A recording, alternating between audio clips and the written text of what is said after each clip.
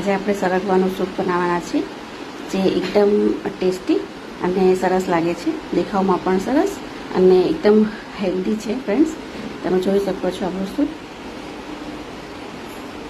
બહુ જ સરસ લાગે છે. ફ્રેન્ડ્સ, તમે પણ એક વખત જરૂરથી બનાવજો. તો ફ્રેન્ડ્સ, સરગવો તો બધાના ઘરે આવતો જ હોય છે. તો આજે આપણે છે ને સરગવાનું સૂપ બનાવવાના છે. સૂપ એટલું બધું હેલ્ધી અને ટેસ્ટી લાગે છે ફ્રેન્ડ્સ, કે તમે એક વખત બનાવશો તમને વારંવાર બનાવવાનું મન થશે. તો ચાલો, આપણે આને પહેલાં અમે સિંગ છે એને ધોઈ નાખેલી છે. હવે આપણે આને બાફવા માટે થઈને મૂકી દઈશું. તો ફ્રેન્ડ્સ, આ સરગવાને મેં કુકરમાં લીધેલો છે અને એને મેં આવી રીતના વચ્ચેથી કટ કરી નાખ્યો છે. હવે આપણે તેમાં પાણી નાખીશું.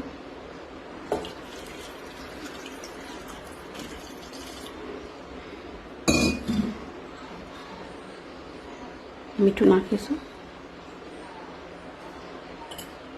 અને આપણે થોડી એની અંદર હળદર એડ કરી દઈશું. હવે આપણે આ કુકરને ગેસ ઉપર મૂકી દઈએ અને આની 2 સીટી વગાડવાની છે ખાલી. ફ્રેન્ડ્સ, આપણે જે આ સરગવાની સિંગ હતી એ સરસ બફાઈ ગઈ છે, તમે જોઈ શકો છો. હવે આપણે આને બ્લેન્ડ કરી નાખીશું.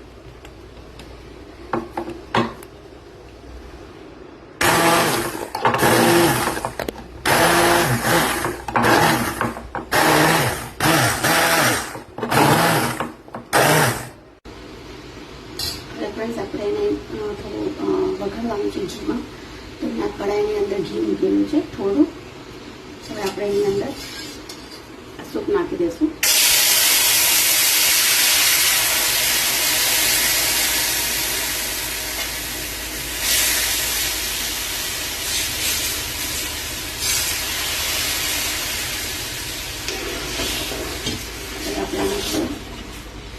એક ઉભરો આવે ખાલી એટલું જ આપણે થોડુંક જ આને ગરમ કરવાનું છે.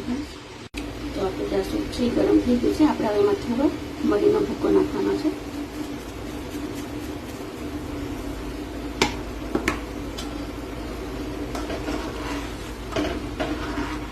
તો આપણું જે સૂપ છે એ રેડી છે ફ્રેન્ડ.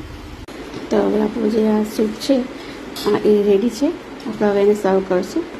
એના માટે આપણે એક ગ્લાસ લીધેલો છે. એની અંદર આપણે આ થોડા સ્વીટકોર્ન નાખીશું. આ બોઇલ કરેલા સ્વીટકોર્ન છે એ થોડા નાખીશું. થોડા આ સ્પ્રાઉટ લીધેલા છે મેં, એને પણ થોડા બોઇલ કરેલા છે એ નાખીશું.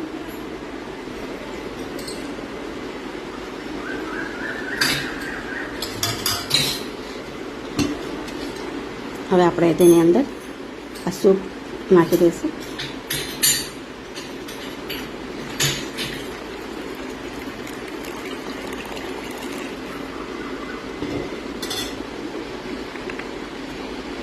આપણે તેમાં થોડું લીંબુ નાખીશું.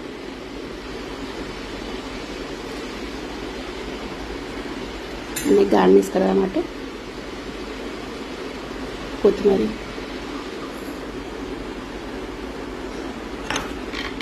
તો તૈયાર છે આપણું સરગવાનું સૂપ. ફ્રેન્ડ્સ, તમે જોઈ શકો છો કે ખૂબ જ સરસ એવું લાગે છે અને આ ટેસ્ટી તો છે, સાથે સાથે હેલ્ધી પણ છે, જે આપણા હાડકાને પણ એકદમ મજબૂત કરે છે. તો ફ્રેન્ડ્સ, તમે પણ જરૂરથી બનાવજો.